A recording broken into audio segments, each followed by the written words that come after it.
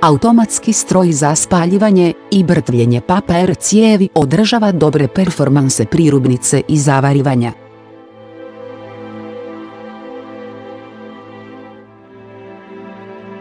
Prirubnica stroja i brzina zavarivanja 25-33 cans u minuti.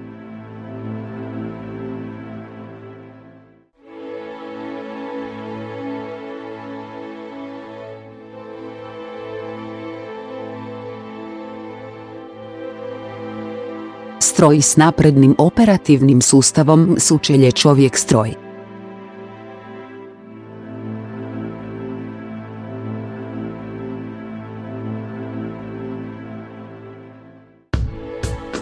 Valjci za šivanje dovršeni su istodobno kako bi se osigurale visoke performanse brtvljenja.